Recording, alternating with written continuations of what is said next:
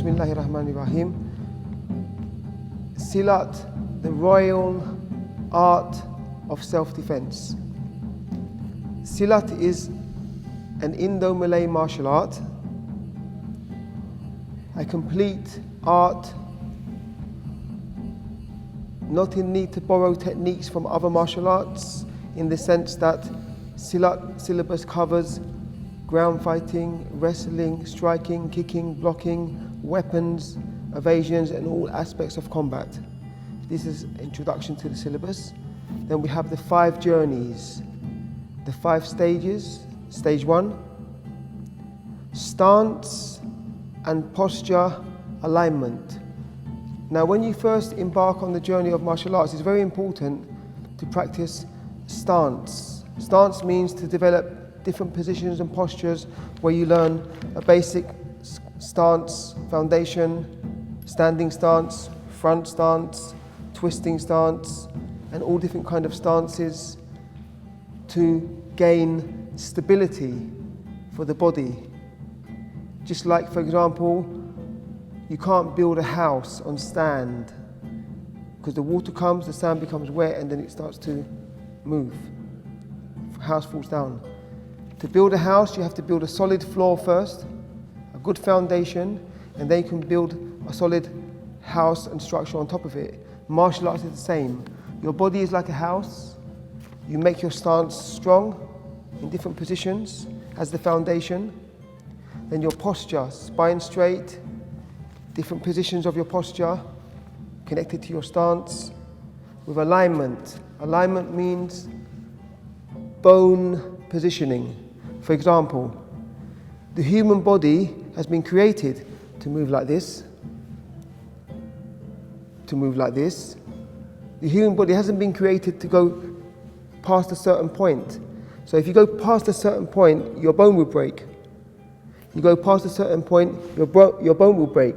So alignment means when you're practicing stance and posture and positioning, you've got to line up your body in the basic gestures of martial arts. For example, the blocking gestures or the striking gestures with the correct alignment.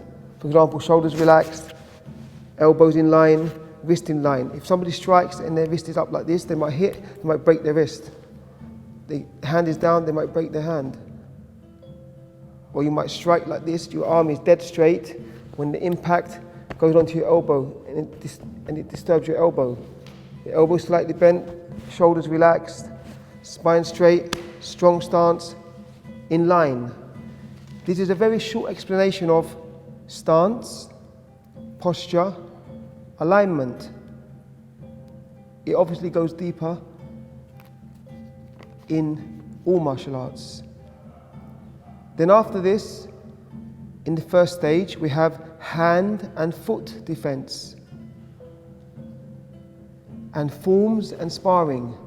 Now, hand and foot defense means when you have, for example, hand and foot defense, which equals to sparring in the first stage, after you've learned stance, posture, positioning, you learn basic hand defense, basic hand defense, basic guarding defense in different motions, basic foot defense.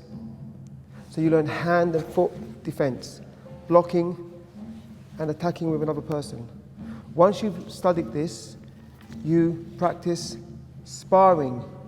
Now, at the stage of free sparring, the student is required, with all the conditioning exercises and the breathing exercises, the posture, alignment, the stance, the hand techniques, the striking, to engage with another person in sparring with the knowledge of learning how to train with another person. Now, in martial arts, when people spar, a lot of people compete with each other. One person tries to beat the other person. In Silat, we don't do this in the first stage. Somebody strikes, we're sparring, we block them, and we strike them with control. Maybe they pull my hand forward, I grab their head. Maybe they escape, they grab my head. I escape, I can elbow, maybe I can strike, maybe I can throw. So it's a combination between two people learning how to spar with control and have a conversation together and a connection which raises them to the level where they can move with balance, coordination, vision and understanding and compassion with the other person, and studying the knowledge that they're learning, posture, alignment, basic blocking, defending, striking, and then sparring with each other, which comes to the end of the first stage of Silat.